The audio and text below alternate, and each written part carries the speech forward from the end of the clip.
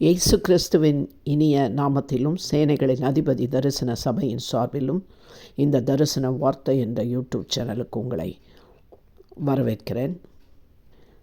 தன் கணவனை இழந்த இளம் மனைவியாய், மனைவியை இழந்த கணவனாய், பெற்றோரை இழந்த பிள்ளைகளாய், வியாபாரம் நஷ்டப்பட்டு கடனில் மூழ்கி போய் நாளை வீட்டை கூட ஜப்தி செய்கிற நிலையில் இருப்பவர்களாய், பெற்று வளர்த்து நல்ல நிலைக்கு கொண்டு வந்த பெற்றோரை பிள்ளைகள் முதிர் வயதில் வைத்து பாதுகாத்து தாங்கள் உண்ணும் உணவில் ஒரு பிடி சாதத்தை அன்போடு கொடுத்து அவர்களுக்கு கௌரவமான முடிவை கொடுக்க தவறிய பிள்ளைகளை உடைய பெற்றோர்களாய், கொடுக்கப்பட்ட வாக்குறுதிகளை நம்பி தங்களையே பறிகொடுத்து வயிற்றில் ஒரு சிசுவோடு கைவிடப்பட்டு ஏமாற்றப்பட்ட பெண்களாய், தீராத வியாதியின் படுக்கையில் ஓயாத வலிவேதனையில் இருப்பவர்கள் பலனற்ற சூழ்நிலையில் சிக்கி தவித்து கொண்டிருப்பீர்கள். இதில் சந்தேகமே இல்லை.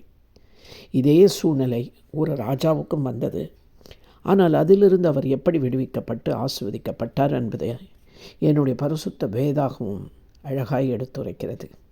யூதாவின் ராஜா யோசபாத், அவருக்கு விரோதமாய் அம்மோன் புத்திரர், மோவாபியர், சேயீர் மலை தேசத்தார் கூட்டணி சேர்ந்து யுத்தம் செய்ய வந்தார்கள். யோசபாத் உடனே பயந்து கர்த்தரிடத்தில் சகாயம் உதவி தேட கூடும்படியாக ஒருமுகப்பட்டு வரும்படியாக யூதாவெங்கிலும் உபவாச ஜபத்தை நியமித்தார்.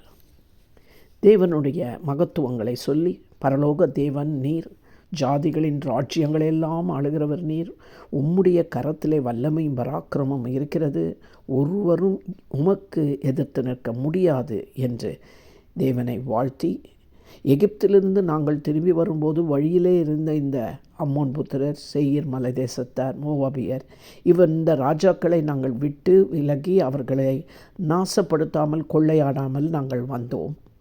எங்கள் நன்மைக்கு தீமையை சருகட்டும்படி எங்கள் சுதந்திரத்திலிருந்து எங்களை துரத்திவிட இவர்கள் வருகிறார்களே.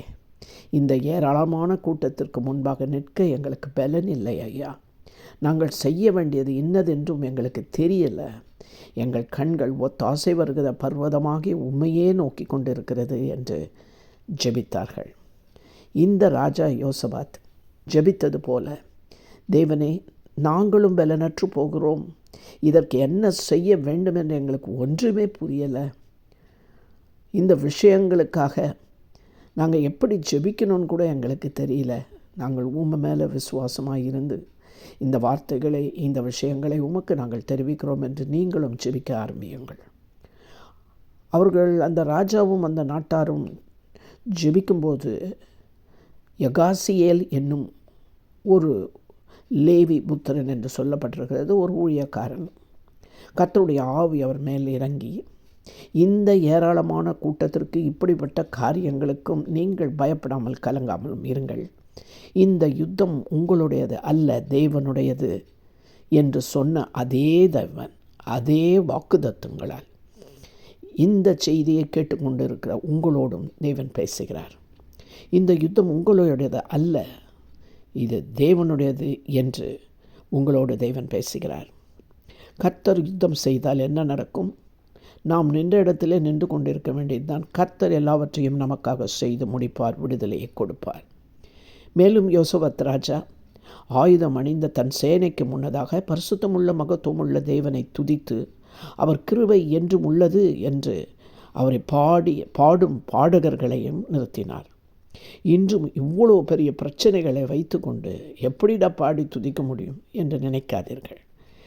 நீங்கள் யுத்தமே இல்லாத இளைப்பாறுதலுக்குள்ளாக கடந்து செல்ல வேண்டும் என்றால், உங்கள் சத்துருக்களின் மேல் நீங்கள் களி கூற வேண்டும் என்று நினைத்தால், உங்கள் சத்துருக்கள் ஒருவரும் தப்பாமல் தரையிலே விழுந்த பிரேதங்களைப் போலவும் உங்களுடைய காரியங்கள் உங்களுக்கு முன்பாக நிலைக்குலைந்து போகும்படியாய் இருக்க வேண்டும் என்றால்,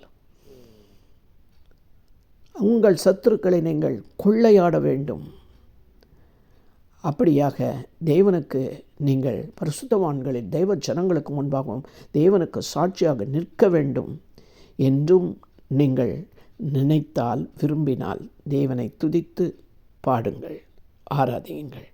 ஏனென்றால் துதிக்க தான் விடுதலை வரும். அது மட்டுமல்ல, சுற்றுப்புறங்களில் உள்ளவர்களுக்கும், அதாவது சத்ருவுக்கு ஆதரவாளராக இருக்கிறவர்கள் உங்களை சூழ்ந்திருக்கிறார்கள். அவர்களுக்கும் தேவனால் உண்டாகும் பயங்கரம் வரும்.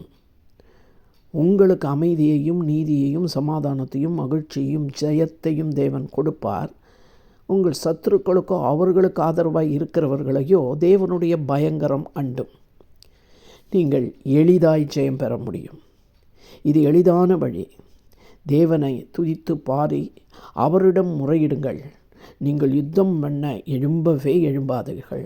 கர்த்தர் உங்களுக்காய் பரிந்து பேசி வழக்காடி நீதி செய்ய நீதியுள்ள நியாயாதிபதியாய் இருக்கிறார். நிச்சயமாய் உங்களுக்காக யுத்தம் பண்ணுவார். நீங்கள் சும்மா இருங்கள், அற்புதத்தை காண்பீர்கள். ஜெபிப்போம்மா. எங்கள் அன்பின் தேவனே, உம்முடைய ஆலோசனையான வார்த்தைகளுக்காக நன்றி. எங்களுக்கு எதிராக ஏராளமான கூட்டங்கள் கடந்து வந்தாலும் நாங்கள் அஞ்சாதபடி கலங்காதபடி இருக்கவும் தைரியத்தை எங்களுக்கு தருவீராக. எங்கள் சத்துருக்களுக்கு கர்த்தரால் வரும் பயங்கரம் என்ன என்பதை எங்கள் கண்கள் காண செய்ய போவதற்காக நன்றி. அவர்களில் ஒருவரும் தப்பாமல் சுற்றுப்புறங்களில் இருக்கிறவர்களுக்கு உம்முடைய பயங்கரம் வரப்போகும், எங்களுக்கு சமாதான இளைப்பாறுதல் உண்டாகும் என்று சொன்னீரே, உமக்கு நன்றி. கொடூரமானவனின் சீரலுக்கு எங்களை நீ தப்பு வைப்பீர்.